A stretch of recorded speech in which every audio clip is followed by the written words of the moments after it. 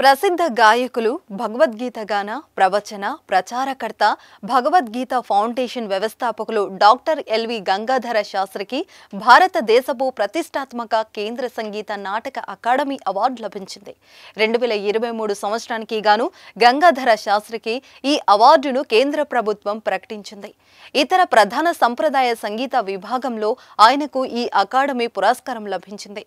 కర్ణాటక శాస్త్రీయ సంగీతంలో భారతదేశపు ఆధ్యాత్మిక సారమైన భగవద్గీతలోని 700 శ్లోకాలలో ఘంటసాల సర్వపరిచి పాడిన 108 శ్లోకాలను ఆయన గౌరవార్థం అదే విధంగా ఉంచారు. Avira Women's Day special offer 50% off on IUI IVF valid till 8th March.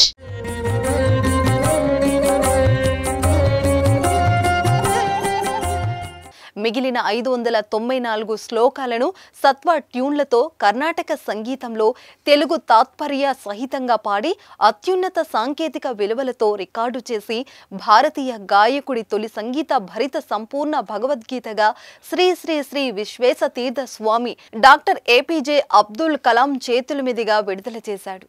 అంతటితో తన బాధ్యత తీరిపోయిందని భావించకుండా స్వార్థరహిత ఉత్తమ సమాజ నిర్మాణం కోసం మరియు గీతా ప్రచురానికి తన జీవితాన్ని అంకితం చేసినందుకు గంగాధర శాస్త్రికి ఈ అవార్డు దక్కింది. ఈ గొప్ప పని పూర్తి చేసినందుకు గతంలో శ్రీ గంగాధర శాస్త్రిని ఆంధ్రప్రదేశ్ ప్రభుత్వం కళారత్న పురస్కారంతో గౌరవించింది.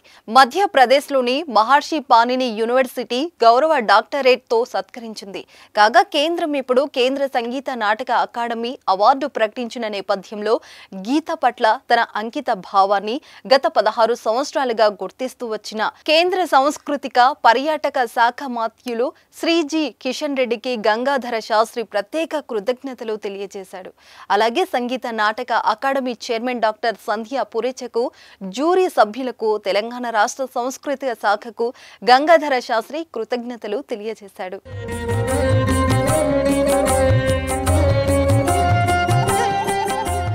ఇది తనకు తొలి జాతీయ అవార్డు అన్నాడు గంగాధర శాస్త్రి. ఈ అవార్డు జగద్గురువైన శ్రీకృష్ణ పరమాత్మకు, పాట నేర్పిన తన తల్లిదండ్రులకు, గీతగాన మార్గదర్శి ఘంటసాల గారికి, గీత సద్గురువులకు, శాస్త్రీయ సంగీతం నేర్పిన గురువులకు అంకితమన్నాడు. భగవద్గీత అంటే భారతదేశపు ఆలోచన విధానమని, ఇది మతాలకు అతీతమైన సర్వజన యోధ్య యోగ్యమైన ఆచరణీయమైన అత్యుత్తమైన కర్తవ్య బోధ అని, దీనిని ప్రతి ఒక్కరూ చదివి అర్థం చేసుకుని ఆచరించడం ద్వారా స్వార్థం లేని సమాజాన్ని, ఉత్తమ సమాజాన్ని సాధించవచ్చని, అందుకే తమ భగవద్గీత ఫౌండేషన్ ద్వారా గీత ప్రచారం కోసమే తన జీవితాన్ని అంకితం చేశానని గంగాధర శాస్త్రి అన్నాడు. భగవద్గీతను జాతీయ గ్రంథంగా ప్రకటించడం ద్వారా ఈ దేశపు జ్ఞాన సంపదను గౌరవించాలని భారత ప్రభుత్వాన్ని, రాష్ట్ర ప్రభుత్వాలను కోరుతున్నామని, గీతను పాఠ్యాంశంగా చేర్చి బాల్య దశ నుంచే పిల్లలకు నేర్పించడం ద్వారా మానవీయ విలువలను పెంపొందొచ్చవని ఆయన అన్నారు.